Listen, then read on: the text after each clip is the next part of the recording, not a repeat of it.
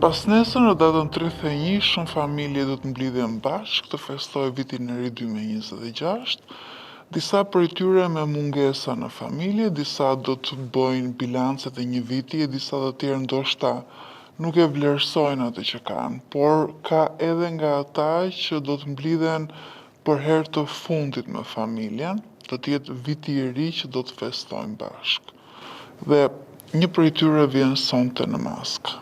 Shumë bukur e the.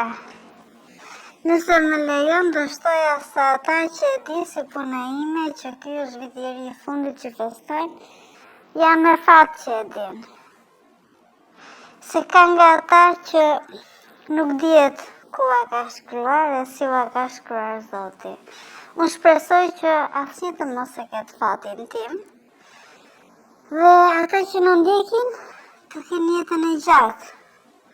Por unë ndihem me fat që e di që i ka muajt e numëruar. Faleminderit që erdhe sonte, ti ke një aftësi të jashtëzakonshme të bësh shaka me këtë që përjeton, është një tipar që kanë vëre sapo u takuan bashkë. Po tani nuk kam asgjë përse të mërzitem, do doja që të mos isha mërzitur për gjëra të vogla, të padobishme, të panevojshme, po ja që jetës asnjëherë nuk i di, ndërsa tani unë e kam pranuar fatin tim, ndaj edhe bëj shaka, tallem, bëj sarkazëm shumë, sepse nëse mua më pret paqja atë lart, nuk dua t'ja bëj fëmijëve ferr. Edhe për këtë intervistë, ata nuk ishin dakord. Unë kam 2 vajza, edhe sot më lutën që të vini me mua, por nuk i mora se duke i parë aty pas kamerave, ndoshta do t'u rëshqisë në një lot mbase do ta kisha më të vështirë, se edhe pse ata e fshehë shumë mirë, e di që e vuajnë, qajnë, mërziten, pse më ndodhi mua. Dhe në sot, edhe pse ato nuk ishin me qef, jam këtu për ato. Po jo vetëm, di që duhet i them disa fjalë edhe për njerëzit që ndodhen në këtë situatë. Më shumë akoma për ata që mendojnë se janë të përjetshëm, bëjnë plane, lëndojnë të tjerë, lëndojnë veten. Jeta është shumë e shkurtër. E di si më ka ikur mua 50 vite, nuk do ta besosh. Po duket sikur ka qenë një muaj, aq shpejt. Nuk ja vlen të vosh kokën për asgjë. Nuk ka si shëndeti. Edhe unë kër mora vesh sëmundjen e kuptova. Jo se isha më e mirë se ata, se edhe unë në ato hallet e përditshme, streset dhe 100 gjëra të plane. Po kur më erdhi në derë të shtëpisë e kuptova që jeta është shumë e bukur dhe shumë e shkurtër. Mbase po të mos isha ndeshur sëmundja me mua dhe unë do isha një njeri që nuk dalon të mendoj, po do futesha në atë rutinë e ditës, në hallet e jetës. Po familja jote e di? Familja ime po, burri e 2 vajzat e din.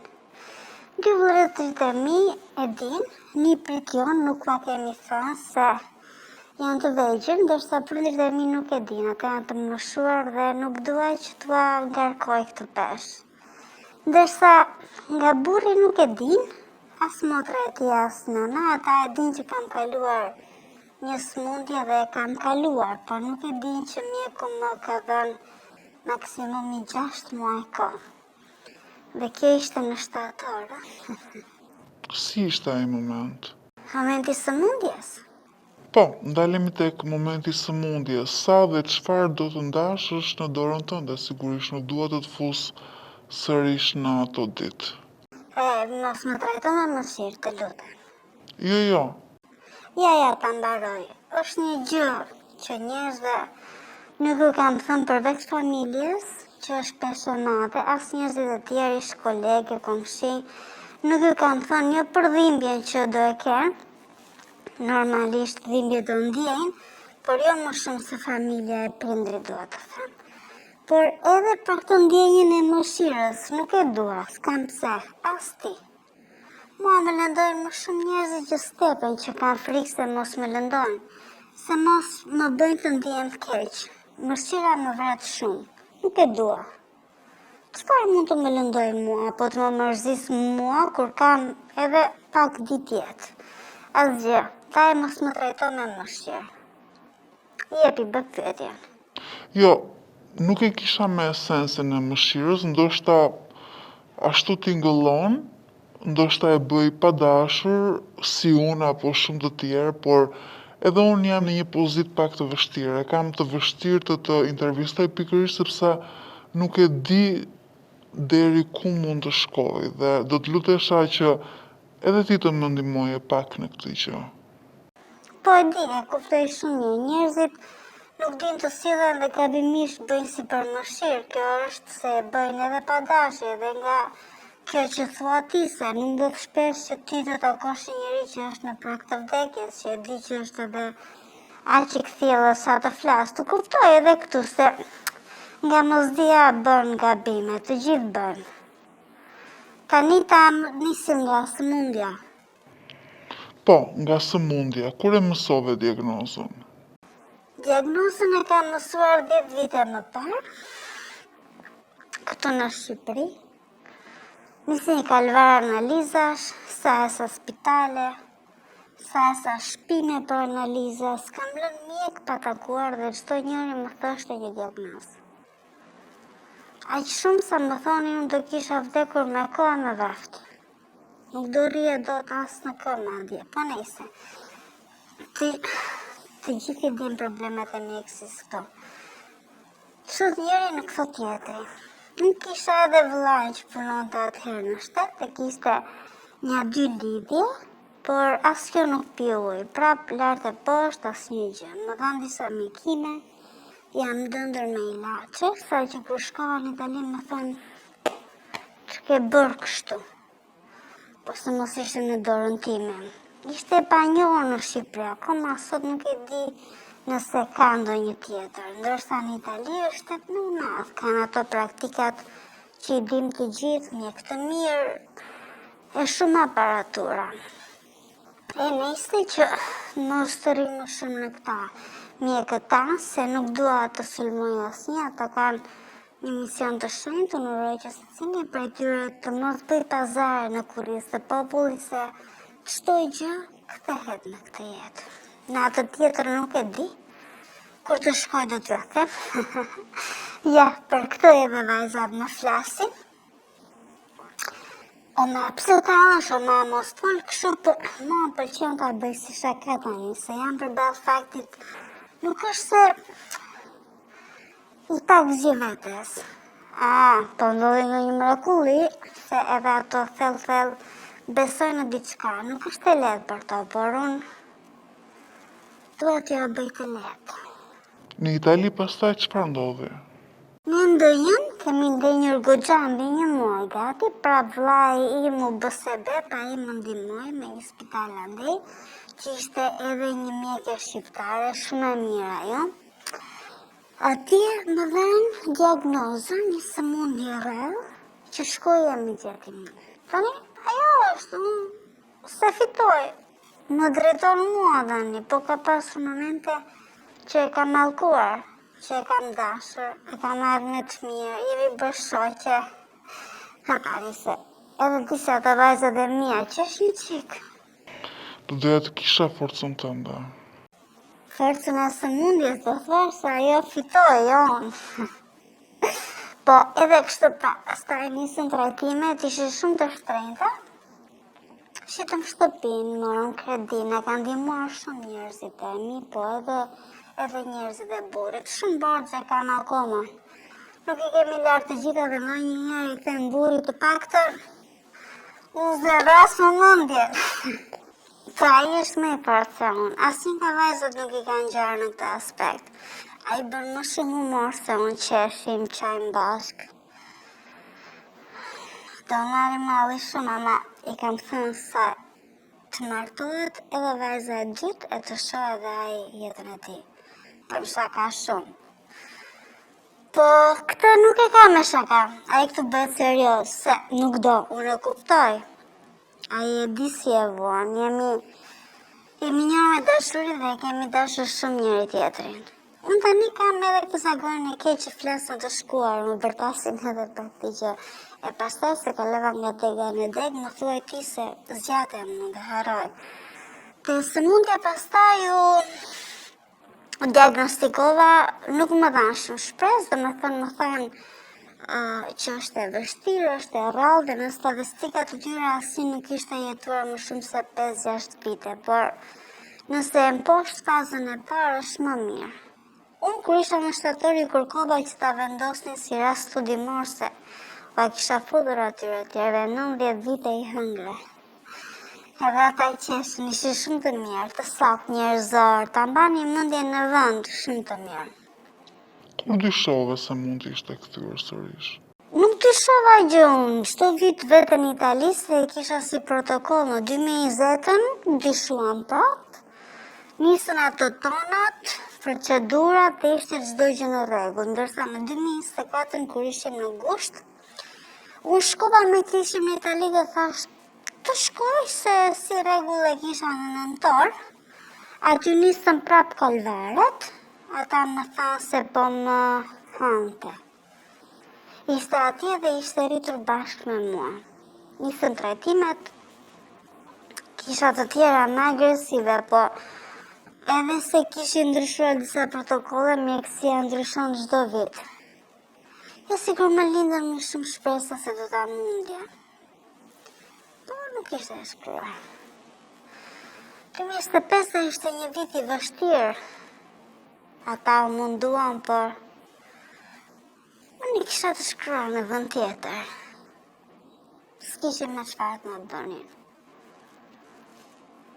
U hodhën vajzat e vlla, ikim në Amerikë, po i thash, mos më meroni më leni të jetoj këto ditë të festojmë, të them, të bëjmë foto, se ne bëjmë foto, dhe ju jam me sigur, po kush i lanë ato asnjë, mbushet me more i fshim.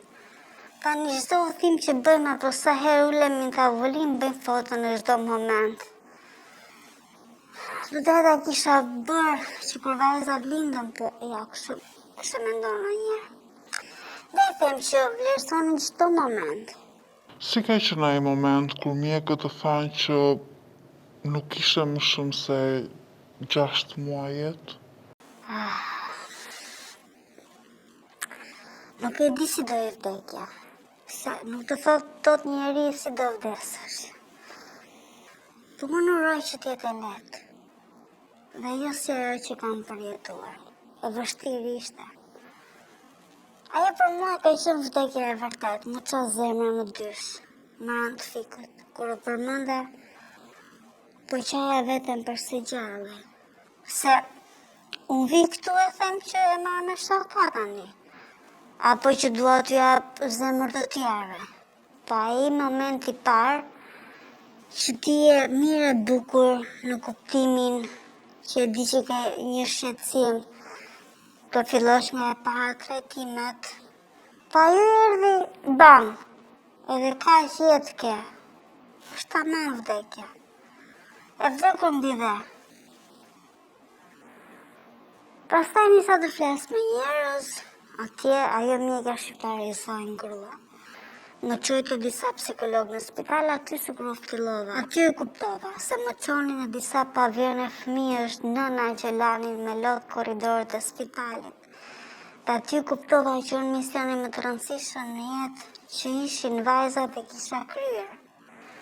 Dhe gjithçka doja ishte që ato të ishin mirë dhe thoja, mirë që erdhi pa radhë, po të paktën ka vajzat mirë që dritë dielli dhe për ato e mblodha se ç'to doja. Kush të shoqëroj? Me burrin isha. Vajzave u kam thënë pasi kemi ardhur dhe jo atë 2 javë më vonë. E pleqërua me burrin dhe u a tham, ato nuk e besonin. As sot nuk e besoj se është e çuditshme ta dish vdekjen e ta pranosh. Ne nuk e pranojmë kur e dim që kemi ardhur në këtë jetë e do vdesim me imagjino, ta dim fiks në X kohë që do vdesësh. Po atë e vuaj. E vuaj shumë. Për to më vjen keq. Kam patur disa dyshime të mijat. se mos ndoshta nuk duhet të kishim thënë, po burri donte pa tjetër. Dhe nuk kam bërë pishman. Nuk duhet t'i lija me traumë, me 100 fiksime. Çdo gjë që duan të më pyesin, unë u them dëshirat që kam, se ka edhe më keq kënë nga ata që nuk kanë marrë asnjë amanet nga nënat e baballarët. Unë shqyr Zotit, keq e keq, po. Ka e më keq. Çfarë bisedash për me to? Po, u kam lënun të gjitha porosit, edhe fletërën e qokave. Shiko se kam edhe kaq të filan në ota. Ato qeshin. E di që qeshin me dhimbje, po. Nuk është se këto muaj kam bërë ndonjë gjë të jashtëzakonshme, ne kemi bërë shumë kujtime bashkë, po ja këto fotot, bisedat, si dua t'i shikoj. Këto. Unë nuk di çfarë pyetje të bëj më. Ja, të thashën, edhe di si vajzë dhe mirë, po ç'ke, ju e keni jetën të gjatë, dhe unë uroj ta keni të gjatë, nuk e pse pëzmetohesh edhe ti, apo ata nga do që po dëgjojnë. Unë i kam ditët e numëruara, e di që do vdes, ama këto që po them duhet jenë mesazhe jeta, jo vdekje, se ata akoma se di. Po në lana ndej lartë të zbërsim të flasim, dhe u a them. Çfarë ke mësuar këto muaj? Për çfarë ke reflektuar? Unë s'kam reflektuar shumë. Jo për gjë, po s'kam që më duan se unë atje ku do shkoj, mbase ka rrugullat të reja. Po, ja, të flasin seriozisht, se nuk dua të prek njeri më shumë se ndoshta dikush ka një familjar situatën time dhe mos dukem kështu si cinike, po të them kështu është një ndjenjë e çuditshme se ka raste as unë nuk e besoj. Pickoj veten se mos jam në ëndër. Pastaj bëm pishman për Amerikën.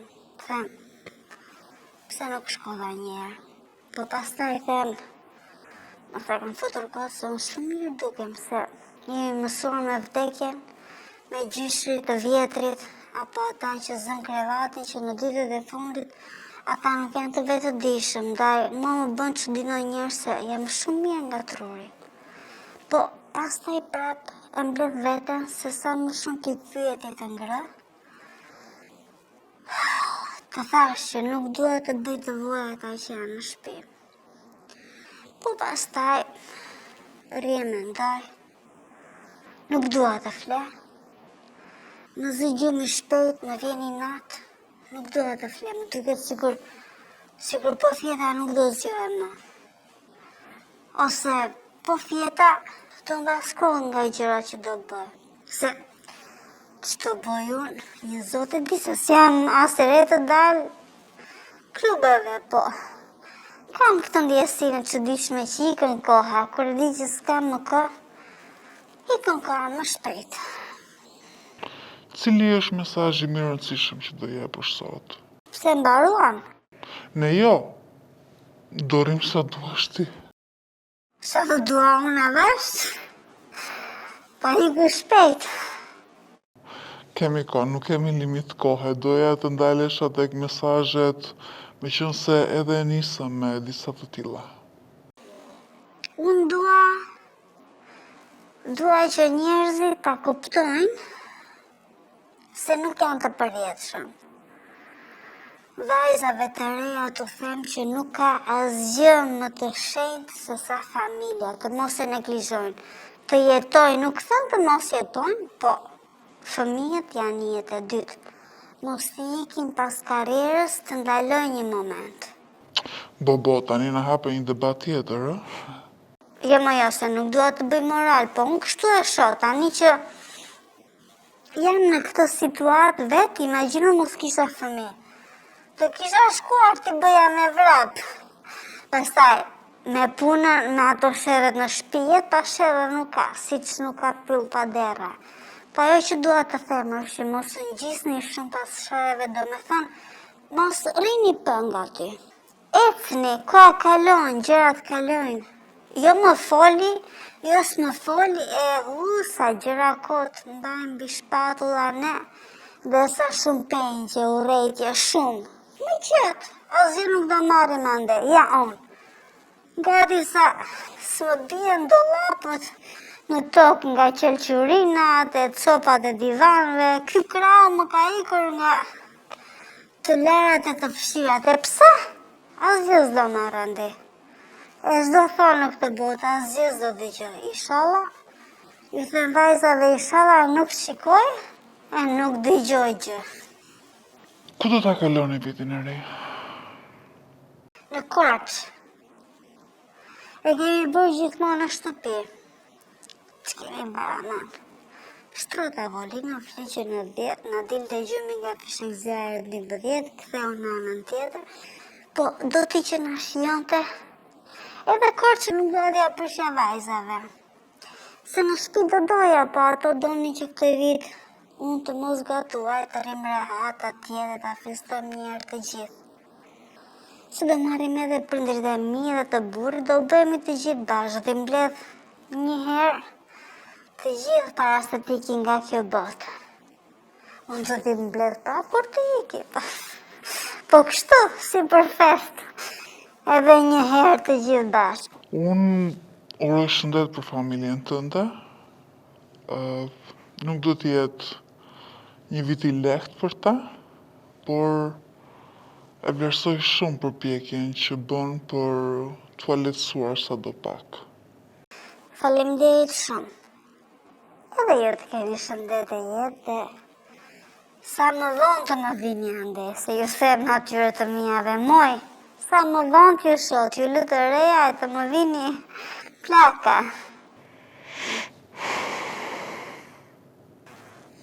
Hajde tani se ishi mirë, mos u prek, çka? Bëm një gjë të bukur, besa. Hajde.